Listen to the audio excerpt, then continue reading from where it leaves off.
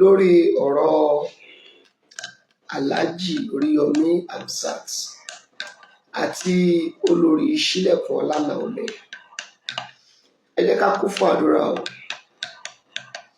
Bá jẹ́ lóòótọ́ o, la fẹ́ àṣeyọrí o, la fẹ́ kí Ọlọ́run tú wọn sílẹ̀ o, gẹ́gẹ́ bí èmi ṣe àdúrà rẹ̀ lọ́kàn mi. Ẹ má gbé àdúrà sẹ́yìn. Ẹ má dẹ̀ tó dá ẹ̀ṣẹ̀ kún ẹ̀ṣẹ̀ wọn. Ẹ má dá ẹ̀ṣẹ̀ kún ẹ̀ṣẹ̀ wọn. Ẹ má dá ẹ̀ṣẹ̀ kún ẹ̀ṣẹ̀ wọn. Ẹ jẹ́ ká tọrọ bẹ̀bẹ̀ fún ìdáríjì ẹ̀ṣẹ̀. Ẹ jẹ́ ká bẹ Ọlọ́run kí Ọlọ́run gbọ́ láti ìsàlú ọ̀run wa. Kò sí ẹni tí Ọlọ́run kì í gbọ́ tiẹ̀ o. Kò sí ẹni tó wà láyé tí Ọlọ́run kì í gbọ́ tiẹ̀. I just want everybody to understand. Kò sí ẹni tó ń bẹ nínú ayé yìí tí Ọlọ́run ọba tí kì í gbọ́ tiẹ̀. But ẹ jẹ́ ara wọ ẹ̀bẹ̀. Mo bẹ Ọlọ́run because kò sí ìṣàn tí n bá jí mo máa ń ní feelings lára. Sọ pé ilé tiẹ̀ ló ti jí ṣẹ́gun mo tún repeat. Ilé tiẹ̀ ló ti jí, ilé tèmi lèmi náà ti jí. Oúnjẹ tó wù mí ló fẹ́ jẹ láàárọ̀. Oúnjẹ tó wù mí náà lèmi náà fẹ́ jẹ. But where they are is in the custody. We need to pray very well. Ọlọ́run láti ṣíjú àánú wò.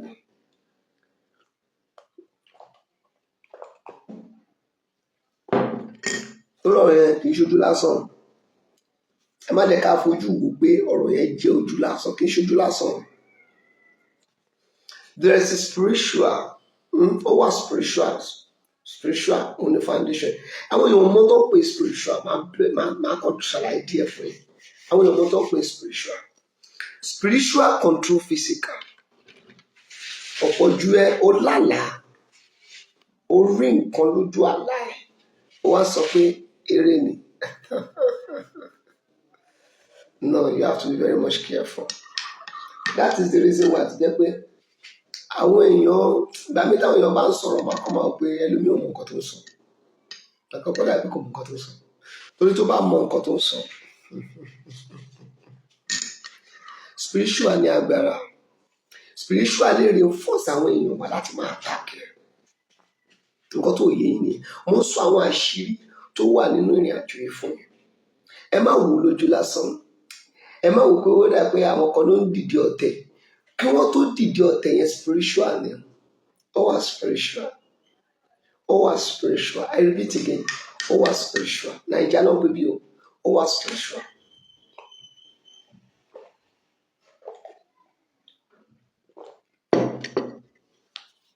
Ṣé pé pápá wọn tó wà lóyìnbó wọn ni kò sí nǹkan tó ń pè spiritual. Wọ́n ń tàn yìí jẹ ni o. Táwọn fún wọn bá ní problem wọn bí tó ń lọ. Àwọn olówó tó lè fi kojú ẹ.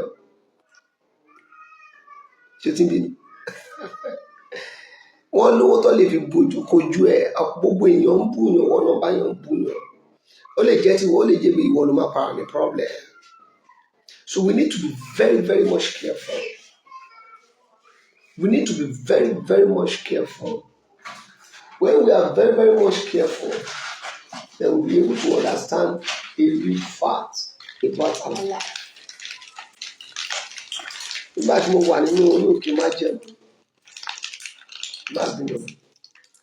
àti mo wà lórí òkè májẹ̀mú kan sọ̀rọ̀, àwọn èèyàn àwọn kan jẹ́ ká rọ̀rọ̀ sọ báyìí. Ẹni má dá lóhùn, má dá lóhùn. Àwọn kan tiẹ̀ sọ pé owó tó fẹ́ fi ra màálù mo dẹ̀ rẹ́rìn. Mo ní dìdìrín tó ń sọ̀rọ̀ yìí kò mọ ẹni tó ń bá sọ̀rọ̀. Ọlọ́run mi ti jù bẹ́ẹ̀ lọ. Ó ti ní àwọn tí Ọlọ́run ti ń lò fún wa. Àwọn kan bọ́ ta ọ̀tọ̀ ń tọrọ ráìsì, tọrọ owó, tọrọ. Kò sẹ́ni gbogbo àwọn tó wá pè mí fún àdúrà ẹ̀bẹ̀ lọ. Kò sẹ́ni tí mo sọ fún pé ṣé ó lè ta wòlíì lọ rẹ̀. Mi ní láti sọ pé ṣé ó lè ta wòlíì lọ rẹ̀. Tó bá rí pé ó yẹ kó ta lọ rẹ̀, ta lọ rẹ̀. Tó bá lè rí pé lórí ọ̀fẹ́ láti ta lọ rẹ̀, kò sí problem. Tó bá jẹ́ lóòótọ́ tọ́lọ́run bá fẹ́ gba ọrẹ fún ẹ látọ̀, tọ́lọ́run bá fẹ́ gba ọrẹ fún wòlíì látọwọ́ ẹ, ó mọ bó ṣe máa ṣe. Ó dẹ̀ láwọn tó máa lò. So God is not a man. Ẹ jẹ́ má bínú. So wípé à ń try láti wo àwọn kọ̀ọ̀kan kò mí pa àgbọ̀dọ̀ sòtọ́ ọ̀rọ̀. Ẹ jẹ́ á gbàdúrà fún Alhaji Oríyọ̀mí. Mo bẹ̀ yín lórúkọ Olúwa. Ó wà spiritual. Ó wà spiritual. I'm not coming out because of anything.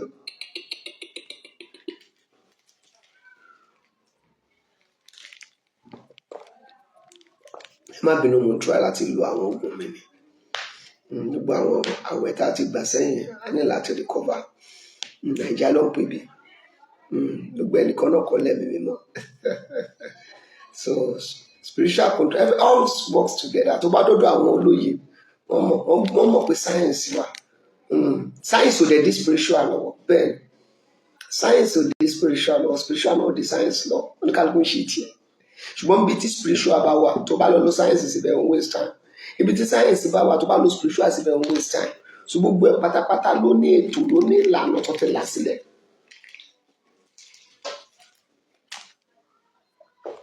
Ẹ gbọ́ nǹkan tí mo sọ pé gbogbo ẹ̀ ló ní ètò, gbogbo ẹ̀ ló ní ètò àti ìlànà tó ti là sílẹ̀. All works for good. All have their assignment that they are doing. All have a special assignment that they are doing. It's not that maybe kíní báyìí ti rí báyìí, kíní báyìí ti rí báyìí, kíní báyìí ti rí báyìí, kíní báyìí ti rí báyìí. Then try láti bá yín sọ̀rọ̀ dáadáa. Spiritual ọ̀rọ̀ tó wà nílẹ̀ yìí ó wà spiritual. Ẹ jẹ́ á gbàdúrà lé lórí. Kì í ṣe pé bí àwọn kan ló lọ kúròdò tó lọ ń gbàdúrà against Alhaji.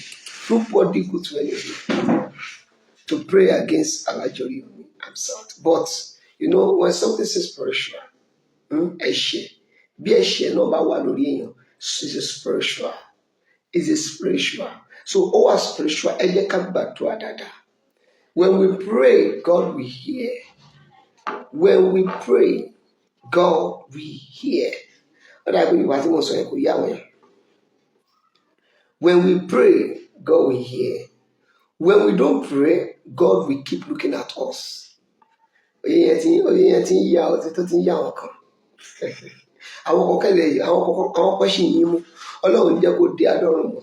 you pray, God will take his steps. When you don't pray, God will keep silent. God can mute on anybody. God can mute on anybody. Wo olóore kì í kú sípò ìkà. Ayé ọ̀gá irọ́ ló wà ń bẹ mẹ́ẹ̀dẹ́kọ̀ tó ẹ jẹ́. Àìmọye olóore tó kú sí ipò ìkà. Àìmọye tó ṣẹ̀ tó jẹ́ pé òun gan wọ́n tún free ẹ̀, ẹni tó ṣẹ̀ wọ́n tún fi yà jẹ. Bẹ́ẹ̀ ni nǹkan tó ń pè spiritual ni mo sọ fún ẹ yẹn. Nǹkan tó ń pè ní spiritual ni mo sọ fún ẹ. Ọmọ tó ṣẹ̀ tó sáré ń túbà àti ìtó ṣẹ̀ tó sọ pé mi kúkú ṣẹ̀, mi kúkú lè jìyà níyà. Nígbà tó bá máa gbọ́ ìdáríjì sórí ìtò túbà yẹn, wọ́n á gbọ́ ìdáríjì ẹ̀, wọ́n á gbé ẹ̀ṣẹ̀ lórí ìtò claim wípé ó dàbẹ̀ mi kúkú ṣẹ̀, wọ́n á gbé ẹ̀ṣẹ̀ lórí. That is it. That's what called spiritual. So spiritual have a very effect. Mi fẹ́ kẹ́ jẹ́ ká fi spiritual ṣeré. We need to work on this. You too, you need to work on this. Everybody need to work on this. Ayé yóò ṣe ayé kéńké àpò yóò ṣe àpò tó wọn máa bu èèyàn. Ẹ rí pé ara oníkálukú ti rọ̀ lẹ́sìn kò sẹ́ni tó pọ́ta tó bú yàn mọ́ torí wọ́n ti rí pé kíní yẹn ti ń lò tán. Wọ́n ti rí pé nǹkan tá à ń sọ, wọ́n ti rí pé nǹkan tá à sọ, nǹkan tá à sọ bá ṣe sọ kó ṣe rí. Torí ọ̀rọ̀ Ọlọ́run kò ní lọ láìṣẹ, ibi ó sọ sí náà ló wà. Ẹ rí pé nígbà tí Ṣèyí Mákindé máa jáde, ẹ gbọ́rọ̀ tó sọ. Ẹ bá ń gbọ́rọ̀ ẹ máa rí wípé ọ̀rọ̀ yẹn wà spiritual. Kì í ṣojú lásán. Kì í ṣojú lásán. Ó ní it can happen in Abuja, it can happen in Anambra, but this is Oyo State. Why it is Oyo State? You need to know it is spiritual. Nítorí pé ní spiritual, a lọ reinforce àwọn tó yẹ kó support yẹ, they will be against you. And they will do the worst thing after they do it. Ojú wa ṣẹ̀ṣẹ̀ wà wálẹ̀. Spiritual ni. Ẹ jẹ́ á gbàdúrà lé lórí. Ó wà spiritual. I know what I'm talking about. Mo dẹ̀ wọ́n àwọn pẹ́ṣẹ̀ máa wá. Ẹlòmíì ṣì máa sábẹ́ post tẹ̀sán ẹlòmíì ṣì máa gbójú, ẹlòmíì ṣì máa sọ̀sọ̀, ẹlòmíì ṣì máa búra ẹ̀. Ọ̀gá, whatever you write under this, you are deceiving yourself. Ara ẹ̀ ló ń kọ sí. kò débi báyìí. Ètò bá dẹ̀ kọ́ tó bá dẹ̀ pọ̀ ju bó dẹ̀ ṣe ń kọ́ ó ti ń gba return lójú ẹsẹ̀. Bẹ́ẹ̀ ni mo sọ tó pé kò sí ẹnikẹ́ni tí yóò máa tọwọ́ lu ìgbẹ́ tí ìgbẹ́ kì í rùn. Ọ̀gá bẹ́ẹ̀ ni tó bá dàgbẹ́ lu àrùn lára ẹ̀. Bẹ́ẹ̀ ni mo sọ fún ẹ. A ní láti jókòó kẹ́dẹ́ ká mọ ohun tó yẹ ká ṣe, kẹ́dẹ́ ká gbàdúrà. Ẹ yé fi ojú pa spiritual rẹ ní Nàìjíríà. Ọ̀pọ̀lọpọ̀ àwọn tó wà ọ̀pọ̀lọpọ̀ àwọn tó wà ní prison spiritual ló ní fojú pa rẹ̀ tó gbèdébẹ̀ tó sọ di èrò ẹ̀wọ̀n pátápátá spiritual control physical.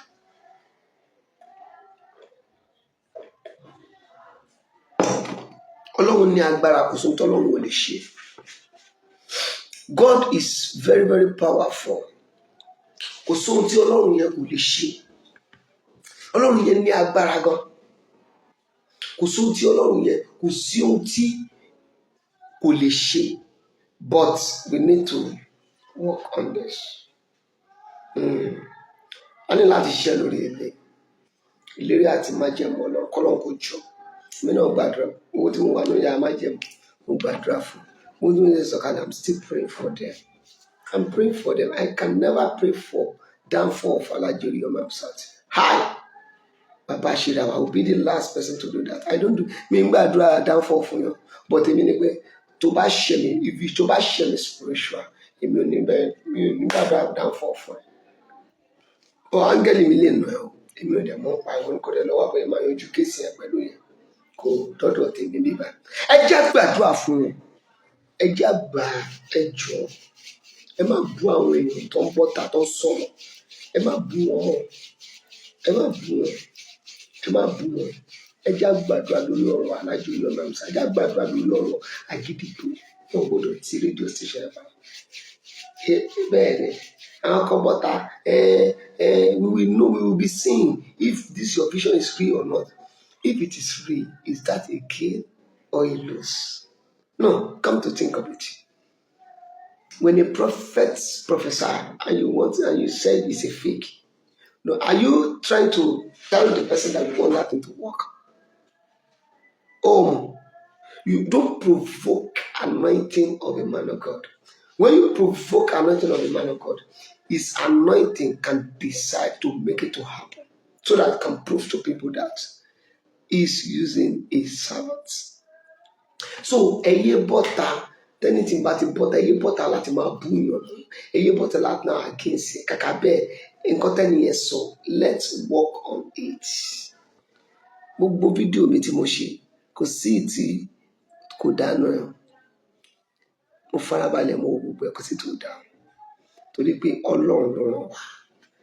Tọ́lọ́run bá sì ràn wá níṣẹ́ a sì máa jẹ náà ni a máa jẹ náà.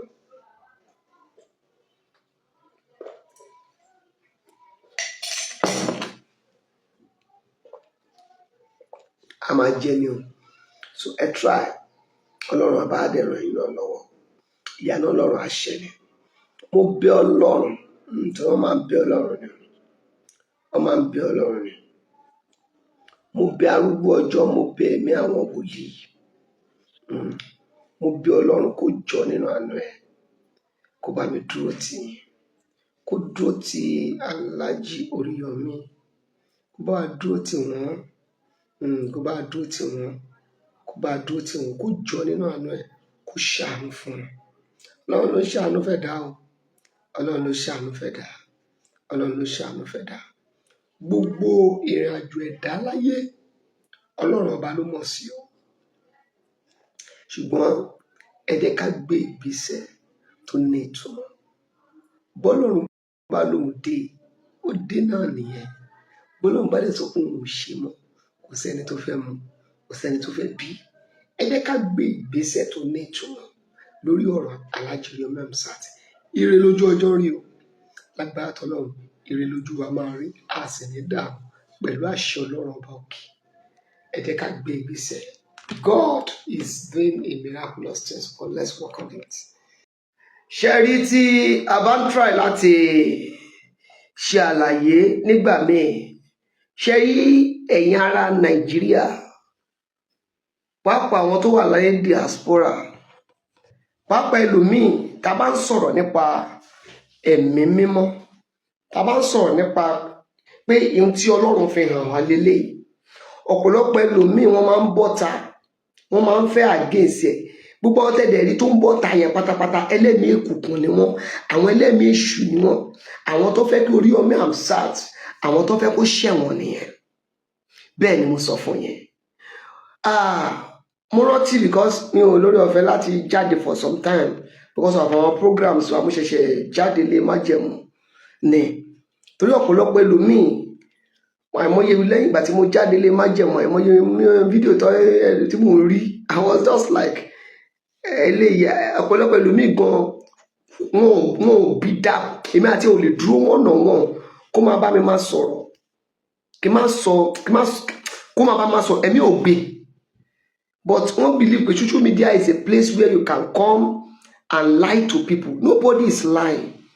And láti dìde ká gbàdúrà lọ́rọ̀ Alhaji Oríyọmí Hamzat. Kéèsì ẹ̀yàn ń ṣe kéèsì lásán, it is spiritual case. Gbọ́. Ṣọ̀pá láìmọ̀ kan ni a máa padà ṣàlàyé fún ẹ náà ni. Bí Ọlọ́run bá fẹ́ bínú sí èèyàn, àwọn èèyàn tó wà lẹ́gbẹ̀ẹ́ ó lè bínú sí kó dẹ̀ fi tiẹ̀ máa kó bá àwọn tó kù. Mo ṣàlàyé fún yín pé ọ̀rọ̀ Alhaji Oríyọmí Hamzat kì í ṣe ọ̀rọ̀ eré rárá. Ẹ jẹ́ ká kún fún àdúrà. Mo ń sọ fún yín pé ìran tí Olúwa fi hàn mí òun ni eléyìí. Ọ̀pọ̀lọpọ̀ yín ń bọ́ta ẹ̀ ń sọ ohun tó yẹ kẹ́ ẹ sọ.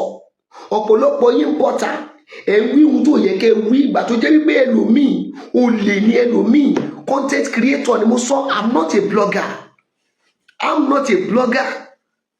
an astrologer and I'm a prophet of God. Ọlọ́run máa ń fún mi ní ebi oníṣẹ́ ni tó ń sọ ìran anyhow. Ìjọ́ ò lẹ́ ti rí mi tí mo sọ̀rọ̀ anyhow rí. Àwọn kan sọ pé it is because there is a case between you and Oríyọmí Hamzat. Kí ló kàn mí? Èmi ò ní case kankan pẹ̀lú èmi àti Alhaji Oríyọmí, ò ní case. Ibi ní mo kàn mọ̀ pé ní August nígbà tí ọ̀rọ̀ àpótí ẹ̀rí bọ́ta, Olúwa ti pè mí. Ṣé rí ẹ̀yin èèyàn kan máa ń ṣe ṣé rí àwọn èèyàn kan máa ń fi ọ̀nà sílẹ̀ wọnú gbóngbà mi. Kì í dẹ́ ṣe gbogbo ènìyàn ló fò. Ní August nígbà tí ọ̀rọ̀ àpótí ẹ̀rí jáde, mo bọ́ta mo pariwo mo ní Alhaji Oríyọmí Hamzat, mo ní ẹ ti kọjá èèyàn. Gbogbo ẹni tó bá mọ̀ gbogbo èèyàn àjò yẹn bọ́ sí something August was it not August either August 16, 15, 16, 17, 18, 19, 20. I'm very sure. Mo bọ́ta mo sọ̀rọ̀. Nígbà tí mo sọ̀rọ̀, ọ̀pọ̀lọpọ̀ yẹn bọ́ta ẹ bẹ̀rẹ̀ sí ní wí ohun tó yẹ kẹ́ wí. Ẹ bẹ̀rẹ̀ sí wí ohun tó yẹ kẹ́ wí. Ẹ jẹ́ kí màá ní ẹ jẹ́ kó gbọ́. Mo ń sọ fún pé wọ́n pè nǹkan ní seal. There is a seal. Ṣé ní Ọlọ́run máa ń fánù kankan? Ọlọ́run máa ń fánù tó ń pè ní àṣírí. Àwọn èèyàn ògùn máa ń fánù tó ń pè ní àṣírí. Ká tó ṣètò pa ń fánù tó ń pè tí Ọlọ́run kankan tó jẹ́ àṣírí. Wọ́n ṣó fídíò bàbá kan fún mi. Àgbàlagbà ni wọ́n, a lè sọ̀rọ̀ sí wọn. Àgbàlagbà ni wọ́n, a lè sọ̀rọ̀ sí wọn. Ohun tí àwọn ènìyàn sọ sí wọn lẹ́nu ni wọ́n sọ síta. Dẹ̀ wọ́n ti lọ sọ́dọ̀ Alhaji Oríyọmí Hamzat. So ó ti fún wọn ní audience. Bóyá àwọn dẹ̀ wò bóyá àwọn lè rí mọ́tò gbà lọ́wọ́ ẹ̀ àbí àwọn lè rí owó gbà lọ́wọ́ ẹ̀ or any other things. Ọ̀gá Nàìjíríà ló ń pe ibi báyìí. Ọlọ́run máa ń gbé èèyàn kan dìde fún àwọn kankan rẹ̀. Listen, I'm not fighting for myself. I'm fighting for my vote. I'm fighting for my faith. I know what I'm talking about. Níwájú ọba tó láyé tó ní ọ̀run, Ọlọ́run tí èmi máa padà jíyìn fún ní ìkẹyìn. Èmi ò mọ Ọlọ́run tiẹ̀ o.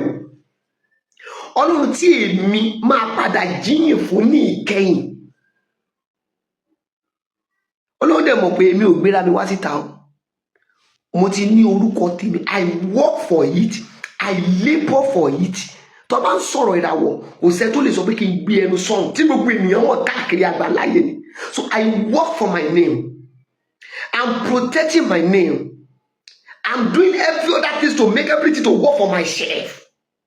Bó nígbà tí ọ̀rọ̀ àpótí ẹ̀rí jáde níwájú ọba tó láyé tó ní ọ̀run, inú ilé ẹ̀rí ni mo wà níjọ́ tí mo ti ń ṣe fídíò yẹn. Ṣé kí ti bẹ́ẹ̀? Mo dẹ̀ wá sọ fún wọn, mo ní àwọn kọ̀ọ̀kan wà pẹ̀lú ọ̀rọ̀ àpótí ẹ̀rí. Àwa tá a gbà àpótí ẹ̀rí gan, ẹ̀rù gan bà wá. tó lójó tó náà bá ti fún ẹ ní àṣírí ẹ wo kíní kan ẹ̀dẹ́ sọ̀kọ̀ fún yín lójó tí Coca-Cola lójó tó bá ti fi secret ẹ̀ tó bá ti fi secret ẹ̀ síta lójó ẹ lójú ẹni kì í ṣe Coca-Cola mọ́. Imagine kí èèyàn kan wá wọnú iléeṣẹ́ Coca-Cola kó wá lọ mú àṣírí bó ṣe ṣe Coca-Cola kó wá tú àṣírí ẹ̀ síta. Ṣé ẹ fẹ́ sọ fún mi pé Coca-Cola industry wọn ò lè fi ọlọ́pàá mú onítàn? Ṣebí ó ní bí Alhaji Oríyọmí Hamzat ó ní bóun náà ṣe ń ṣe àwọn secret kankan náà nínú àgídìgbò wọn mẹ́rin abẹ́rẹ́ bí áfúrù ni wà ní. Ṣé o lè gbé kéèsì lọ sọ́dọ̀ Oríyọmí Hamzat kó má gbowó lọ́wọ́ ẹ̀? Abẹ́rẹ́ bí ádìdì ẹ ti rò bí àwọn àtàwọn àǹtà ṣètò bí áfúrù ni wà. Ṣé o lè gbé kéèsì lọ sọ́dọ̀ ẹ̀ kó má gbowó lọ́wọ́ ẹ̀? Ṣé ẹ rò bí áfúrù ni wà? Ok, secret tí wọ́n fi ń ṣe àgídìgbò yẹn tó lọ́wọ́ fún wọn lórí ọ̀fẹ́ tó fi ń ṣàṣeyọrí ibẹ̀ yẹn ṣé èèyàn kó lè wá wọnú ibẹ̀ kó wá mú secret yẹn kó wá link ẹ̀ síta ṣé náà ní bí Alhaji Oríyọmí Hamzat? Kódà Alhaji Oríyọmí Hamzat ó gbọ́dọ̀ lọ tọrọ bèbè fún ìdájí kó padà lọ bá bàbá alápótí èrí yẹn kó padà lọ bá bàbá alápótí èrí iwájú àpótí èrí yẹn gangan ni wọ́n ti súre fún kì í pé èèyàn kọ́ abọ́ta a máa sọ pé you are covered by wo Nàìjíríà náà pé tó bá sọ pé you are covered by the blood of Jesus títí tó máa fi kú táyé ẹ̀ máa fi bàjẹ́ wọ́n á máa kan ẹni. Ìwọ lọ fọwọ́ kan iná kó lọ dìímú kó ní you are covered by the blood of Jesus tí ẹ̀jẹ̀ ara ẹ̀ bàjẹ́. Àwọn òyìnbó tó ṣe iná wọ́n ti ṣe síbẹ̀ wípé bí ẹnikẹ́ni bá ti fi ọwọ́ kan àṣírí náà ni. Báwo lèèyàn kan ṣe máa bọ́ta tó máa yẹ̀yẹ́ fóòdì àwọn kan tẹ́lẹ̀ bìlífù pé Ọlọ́run tí wọ́n sìn kò ní dìde kò ní jà? Ṣé ó lè jẹ́ Mùsùlùmí? Ṣé wọ́n lè wọnú fóòdì yín bẹ́yẹn? Ẹ wo láwàní tí àwọn ẹ wo ok ẹlẹ́hà mo sọ̀rọ̀ mọ́ ẹlẹ́hà tó máa ń bu ẹ̀hà bẹ́ẹ̀ káwá sọ pé torí pé ẹlẹ́hà kan ṣẹ káwá mú ẹlẹ́hà yẹn káwá mú wá sórí social media káwá bọ́ ẹ̀hà yẹn kúrò lórí ẹ̀ lójú gbogbo èèyàn. Does it make sense? Tó bá tiẹ̀ máa tú àpótí ẹ̀ rí ṣó yẹ kí wọ́n orí omi òmù tó ń pè ní spiritual tó bá yá wá ń bọ́ta báwọn ṣe wà yí ìjìnlẹ̀ láwọn ìjìnlẹ̀ kí ni ọ̀gá wa àṣírí ju àṣírí lọ èdìdí ju èdìdí lọ agbára ju agbára lọ agbára ló ń bẹ nínú àpótí ẹ̀rí kò sí nǹkan kan bẹ́ẹ̀ tó bá jẹ́ èmi ni mo ní àpótí ẹ̀rí yẹn ni ẹ jẹ́ ká kúrò bẹ́ẹ̀ bọ̀ wọ́n ti rí bàbá tó lápótí ẹ̀rí yẹn wọ́n ti rí pé kò lówó lọ́wọ́ Nàìjíríà tó bá ti lówó lọ́wọ́ wọ́n slap ẹ̀ Nàìjíríà tó bá ti ní ìfọ̀n kò lè kàná wọ́n slap ẹ̀ Nàìjíríà wọ́n bìlífù pé ọ̀dọ̀ wọn nìkan lọ́lọ́run wà. Any religion you are doing in Nigeria and you don't succeed in it, they believe God is not there. Mo dẹ̀ jáde máa mo ní àpótí ẹ̀rí tẹ́ gbé wọnú iléeṣẹ́ àgídìgbò yìí ẹ fẹ́ fi tú iléeṣẹ́ yẹn ni àwọn kan bọ́ta nothing will happen na dey play sori listen tó bá bẹ́ẹ̀ ń sọ̀rọ̀ tó sórí àwọn kan tó ń bọ́ta tó kàn dey play èmi ti gbègbè nínú wọn èmi ti gbègún nínú wọn. Ìtúyẹ kejì ká bọ́ta ká gbàdúrà ṣe ẹ̀jẹ̀ tó gbọ́ another release tí Ṣèyí Mákindé ṣe release mo sọ fún yín wípé there is a spiritual something concerning to Oríyọmí case ọ̀pọ̀ ní bọ́ta kíní kan listen wọ́n ó ṣẹlẹ̀ l'Ábùjá wọn ṣe kankan ó ṣẹlẹ̀ l'Ábúrà wọn ṣe kankan ó ṣe wá jẹ́ Ìbàdàn ló ti ṣe kó mo sọ fún yín pé Alhaji Oríyọmí Hamzat òun gógó ni Jónà tó wà nínú ọkọ̀ yẹn òun gógó ni Jónà tó wà nínú ọkọ̀ yẹn tá a sì gbọ́dọ̀ gbàdúrà. I did pray for him to be jailed because kí mo fẹ́ gbàdúrà fún ọkọ jẹ́ but bí òótọ́ bá rí ẹ jẹ́ ká sọ òtítọ́ listen to me, I'm a prophet ó lè gbá mi létí kí n má ṣe nǹkan kan ó dẹ̀ lè máa lọ kí mi náà dẹ̀ lo agbára tó ń bẹ nínú mi bó ṣe gbá mi létí ẹ̀ kó má fọwọ́ yẹn ṣe nǹkan rí ọ̀gá Ọlọ́run máa gbọ́n tí mo sọ yẹn torí pé ìwọ ti lo owó agbára ẹ̀ lé lórí tèmi náà bá dẹ̀ lo owó agbára tèmi náà lé lórí kò fẹ́ṣẹ̀. One day I was talking with someone kí ni náà okay mo lọ ra nǹkan ó ṣàbẹ̀ sí ní máa preach mi mo ní lo gbogbo agbára ẹ̀ tó mọ̀ pé Nàìjíríà tẹ́ bá ti rí opportunity kan ẹ fẹ́ lo agbára yín lo gbogbo agbára ẹ̀ tán make sure pé o lo gbogbo bá ẹ̀ tán pátápátá èmi náà wá lò tèmi náà ìgbà yẹn lára ẹ̀ tó ṣe balẹ̀ a nídìí láti máa jẹ ara wa ní Nàìjíríà a dẹ̀ nídìí láti máa pa irọ́ fún ara wa ní Nàìjíríà ẹ jájọ dìde kájọ gbàdúrà fún Alhaji Oríyọmí Hamzat ẹ já fi ẹ̀tọ́ sílẹ̀ ìtòyẹ kí gbogbo yín kẹ́ ẹ sọ pé kẹ́ ẹ ṣí síbẹ̀ pé mo ti ẹ̀rí yẹn ló máa lò torí pé torí pé máìdì tí ọ̀pọ̀lọpọ̀ inú ní sàpótí ẹ wá fi yẹn tan Alhaji Oríyọmí. Àwọn tí wọ́n jẹ́ wòlíì tó mọ ìjìnlẹ̀ wọ́n mọ nǹkan tí mo sọ. Wọ́n mọ nǹkan tí mo sọ. Let's gather and pray for this man. Many of you are there. Ẹ kàn pariwo ẹ̀yin olè burúkú, ẹ̀yin content creator, ẹ̀yin blogger olè, àtàwọn blogger wòlíì dídìrí òṣì. Irú iṣẹ́ ẹ̀rọ àdàbàsíónì, wọ́n bí àdàbàsíónì dàbí tèmi wà. Àdàbàsíónì ẹni tí ìjọ túmọ̀ lórí, ìyẹn ló ń bọ́ social media tó sọ̀rọ̀. Ẹni tí ìjọ túmọ̀ lórí, tí ìyàwó fi sílẹ̀ láìmọye ọdún, ìyẹn bọ́ social media tó sọ̀rọ̀. Ẹni tó mọ Ọlọ́run, ẹni tó lè bí príṣì kó príṣì. Wúlígánsì ọ̀rọ̀ amúgbó nìkan ló ní lẹ́nu, ìyẹn bọ́ta ìyẹn sọ̀rọ̀. And there's one woman, èso ẹ̀mí àbí kí ló pe ìyẹn tó yẹ pé ogun ìpìlẹ̀ ò jẹ́ káyè yẹn sẹ́tù. Àrú àwọn èèyàn ò lè bọ́ta. They are agents of Satan. They know what I'm talking about. They know it's free. But o lè ti rí àpótí ẹ̀, mo sọ fún ẹ̀kọ́ mo ní o lè rí àpótí ẹ̀rí lẹ́gbẹ̀ẹ́ ilé ẹ̀kọ́ ṣe yánmayànmá, kò mí wí pé kò sóhun tó ń pè lápótí ẹ̀rí. Ṣé wọn bà ẹ̀mí náà jẹ́ ni? Wọ́n bà ẹ̀mí jẹ́ náà. Ṣé wọn bà ẹ̀mí jẹ́ ni? Wọ́n bà ẹ̀mí náà jẹ́ náà. Ṣé bó ṣe bà ẹ̀mí jẹ́ tó ṣe yẹn sọ pé kò sí ẹ̀mí ni? Mo bá yọ̀ kan sọ láàrẹ̀, mo ní Mósè, àwọn ọmọ Ísírẹ́lì ló ṣẹ̀, Mósè kan ló ṣẹ̀. Ọlọ́run dẹ̀ sọ fún Mósè pé let me clear them off. Màá dá àwọn ẹlòmíì fún ẹ. Mósè wá bá wọn bẹ̀. Ṣùgbọ́n nígbà tí Mósè ṣe Ọlọ́run, àwọn ọmọ Ísírẹ́lì wọn ò dìbà Mósè bẹ̀. Ọlọ́run là ń sọ nípa ẹ̀. Ọba tó gbénú àpótí Ṣítìmù là ń sọ nípa ẹ̀. Ọ̀pọ̀lọpọ̀ yìí náà tẹ̀ ṣe ń bọ́ta tẹ̀ ń sọ̀rọ̀ wíṣ àpótí ẹ̀rí. Kò sí problem. Ìwọ náà gbà tiẹ̀.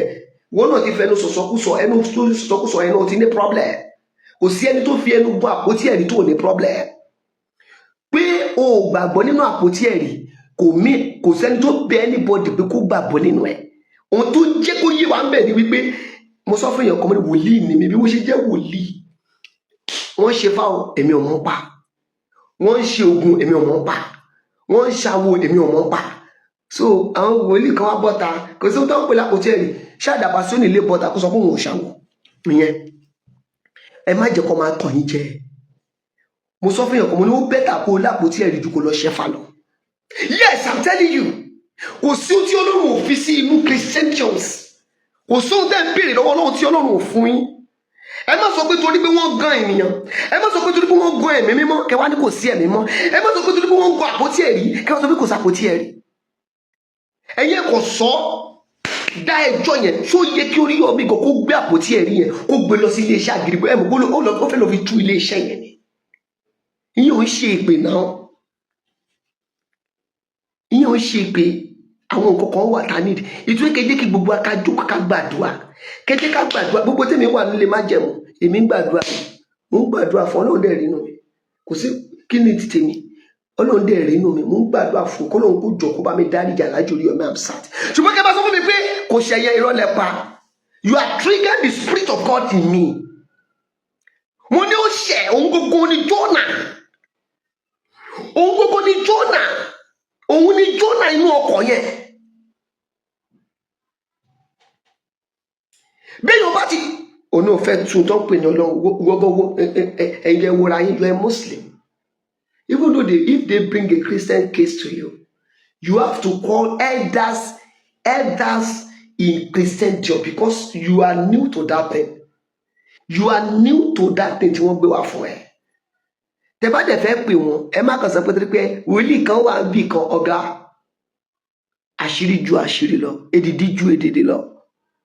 Wọ́n ní bàbá tó bọ́ta bàbá kan ló lórí bàbá tó bọ́ta yẹn olórí wọn lágbègbè ọ̀dọ̀ wọn ni wọ́n ṣe olórí gbogbo ẹgbẹ́ ẹlẹ́rìí pátápátá. Bàbá yẹn gan tó ń gbọ́ bá rí àwọn tó ní àpótí ẹ̀ ló ń gbọ́ máa jókòó sẹ́yìn ni.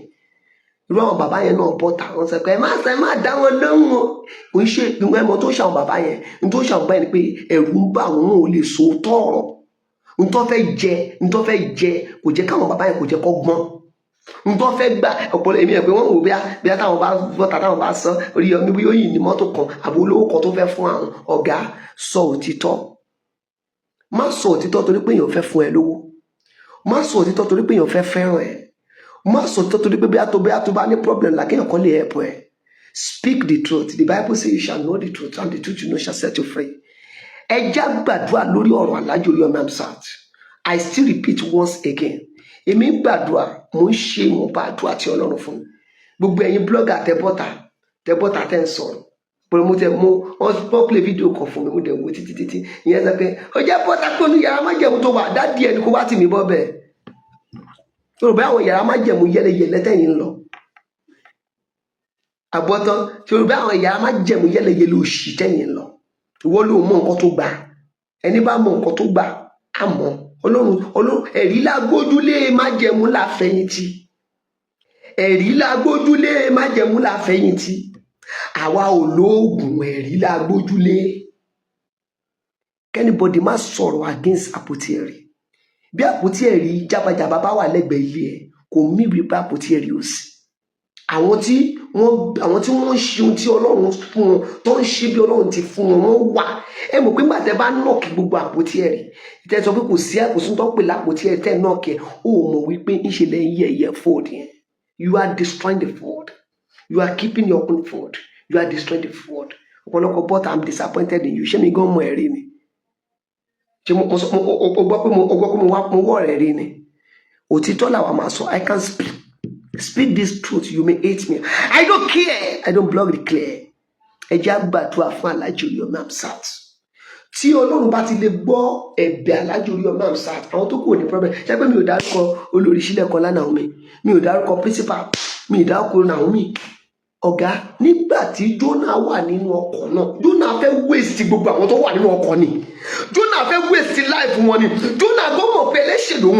Alhaji Oríyọ̀mí Hamzat òun gbọ́mọ̀ pé ẹlẹ́ṣẹ̀ lòun. Òun gbọ́mọ̀ pé àpótí ẹ̀rí yẹn gẹ́gẹ́ ló ń dàsẹ̀ yà fóun. Gbogbo yín dẹ̀ bọ́ tẹ́tẹ́tẹ́tẹ́tẹ́ ẹ̀gbọ́n tó wá pé kẹlẹ́ bọ́ máa bẹ Ọlọ́run ni. You people are just talking. Listen to me very well. Hi, Baba Ashirirawo. No, I'm not a pretender. I'm a truth sayer. I don't lie. I speak the truth. And I'm a well spiritual. Pẹ̀lú ẹlòmíì bọ́ta ó ní ó ń fèkì ohun ẹni. Ṣé bó gbọ́ ohun tí èmi fi ń sọ̀rọ̀ yìí kó wá lọ gbọ́ ohun tí mo fi sọ̀rọ̀ gbà yìí? Ṣé wọ́n ń fèkì ohun ni? Èmi gbọ́ fún ara mi ò mọ bó ṣe rí. Ok, nǹkan tí èmi wá ṣe yẹn kí wọ́n wá sọ fún mi pé kò rí. Ohun tó jẹ́ pé lójó tí n bá ti lè wọnú ilé má jẹ̀mú báyìí. Something will just change my tones. Something will change that tones for that good complete 9 days. And you want to tell me that it's not real?